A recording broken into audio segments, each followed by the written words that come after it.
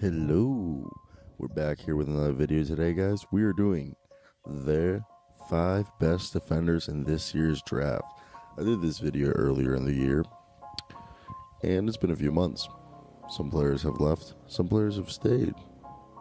So let's talk about the ones who have stayed. If you guys do enjoy this content, please drop a like, subscribe, and comment. Let me hear your opinions down below. And please stay to the end because YouTube only cares about that watch time. So let's hop in. Taking a deep breath right there. I was like losing breath. Onyeka Okoro. Onyeka Okoro is a guy that I say his floor, if he never develops offensively, and this is his floor, is 2016 Bismack Biyombo. Bismack Biyombo 2016 playoffs edition. That is a man who will average you about 8 to 9 rebounds a game, 2.5 blocks a game, and a steal and a half a game. That's his very much floor. Now, if he develops offensively, I think he could be a combination of Bismack Biyombo and Montrezl Harrell. Montrezl Harrell and Bismack Biyombo mixed together. That's what I see Onyeka Okoro. I don't know if you guys know this. Onyeka Okoro is a very, very famous because he played basketball with the Ball brothers at Chino Hills. And that's Onyeka Okoro. Onyeka Okoro is blowing up not just because he's a great player, but he's been watched since his freshman year of high school, since he played with LaMelo, LiAngelo, and Lonzo Ball. So if we go down on this list, this is the guy, Isaac Okoro. If I could choose one guy in this draft that I personally think is underrated in the sense that, look, he's the type of guy that right now his shot is not falling, and I understand any team's concerned with that. Though Isaac Okoro can dunk it, he can drive into the rim pretty freaking well. He's a good knack at getting scores near the basket. He's pretty decent at attacking the rim. What he does bring you right now is he's the quintessential 5-player defender. He can guard the 1 through the 5. I'm serious. He can guard some centers. He could guard Robert Covington. He could guard PJ Tucker. The other thing is that his ceiling is like a 2011 to 2014 Andre Iguodala, and I wrote that on Reddit, and some guy said, if I was a top 3 pick, I wouldn't want that Andre Iguodala. So you're telling me you wouldn't want a guy who is a perennial defender, all NBA defender, perennial all NBA defender, a 15 to 16 points at least a game score, shooting decent efficiency from 3, but he's locking down night in and night out that team's best defender. That's what you get with Isaac Okoro. He's going to night in, night out since day one will be guarding the best team's player, offensive player, from day one, without a question. He will be doing that without a thought. I don't know why anyone would say otherwise. Isaac Okoro from day one will be guarding the team's best player every night. So why don't you want that?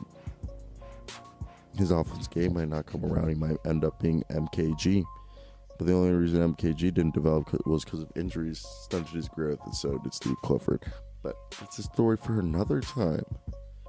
Let me know if I should do what happened to Michael Kidd-Gilchrist, because I actually I know what happened to Michael Kidd-Gilchrist. Like, he's a bust, but it wasn't his fault entirely. Isaac Okoro, either Andre Iguodala or Michael Kidd-Gilchrist. Now, you got James Wiseman.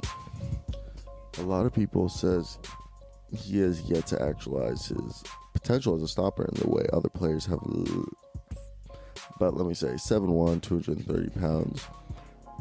And I want this guy to go to the Warriors if he's going to get drafted early and the Warriors have a pick. I think he's a perfect fit for the Warriors. I would love if Anthony Edwards isn't there for the Timberwolves to take him.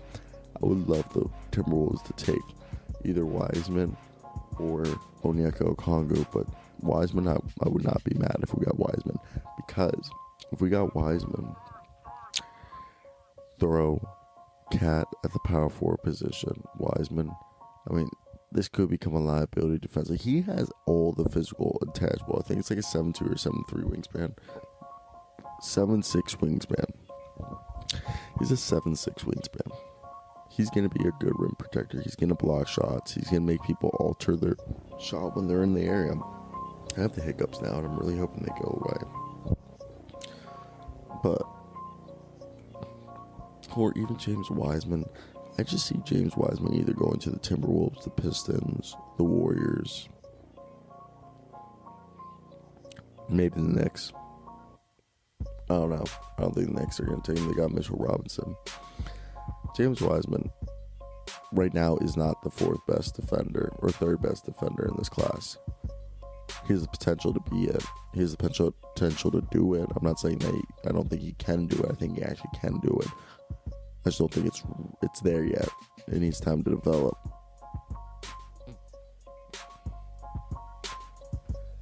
So my problem with this pick is I think Ashton Higgins is a better point guard defender. If Trey Jones is up here, I think Ashton Higgins is equally as good as Trey Jones. Don't get me wrong, Trey Jones and like Ashton Higgins is the best defensive point guard in this year's draft. Hands down, there's no one better defensively as a point guard than Trey Jones or Ashton Higgins. Now, Trey Jones better offensively than Ashton Higgins? Yeah, I completely agree with that. I do believe that's probably true, more than likely. Though, Trey Jones is a really, really good defender. Not like a Pat Beverly defender, but he's a better defender than a brother, Tyus. Tyus Jones is a good 3 guy, but he's not really a good defender. And Trey Jones isn't a really good 3 guy, but he's a really good defender. He's kind of like the opposite of his brother. He's got his brother's strength as his weakness, and he's got his brother's weakness as his strength. Pretty funny. They probably worked on each other's game and just forgot to develop the other side of it. But no, if I was here, I would choose Ashton Higgins. I think he's a little bit bigger. He's more of my style point guard. A little faster, more like athletically gifted. He's more of an athlete. But Trey Jones is probably some other team's preferred pick, probably somebody probably likes him. He's 6'3", 185 pounds. Ashton Higgins, about the same size, maybe got a little bit more weight on him. I just personally think Ashton Higgins is the better player, though. That's me. Devon Vassell. I've been piping up Devon Vassell for a while. Devon Vassell is a very, very interesting player. So Devon Vassell, he's been compared as a more athletic Klay Thompson, which I completely agree. He is a more athletic Klay Thompson, though he is a combination, not just he reminds me, scoring wise, a little bit of Chris Middleton. His offensive game reminds me of Chris Middleton, and his defensive game reminds me of Klay Thompson. I don't know why it reminds me of Chris Middleton. It's just like sneaky good. It's sneaky good, and it doesn't pop out on the stat sheet. But he's a defender first. He's defender first, obviously.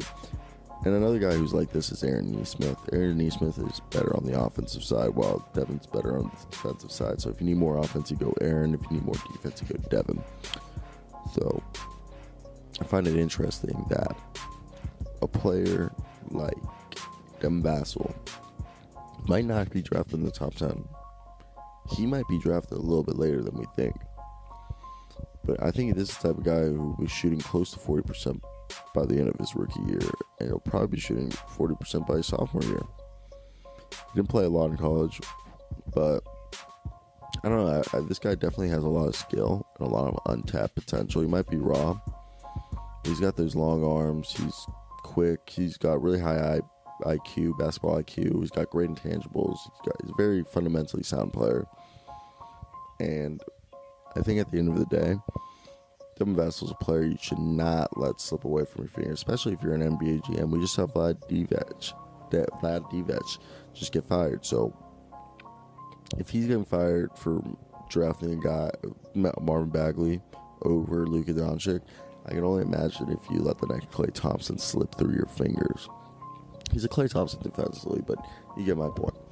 So if we're going to run this list back, we had number 5, Devon Vassell. Number 4, Trey Jones / Ashton Higgins. And number 3, we had James Wiseman. Number 2, Isaac Okoro. And number 1, we had Onyeka Okongwu. So let me know down below what you guys thought of this. Let me know what you think of the item. As always, guys, I hope you guys did stay to the end of the video, because if you did, you're a real one. Thanks for the end of video squad.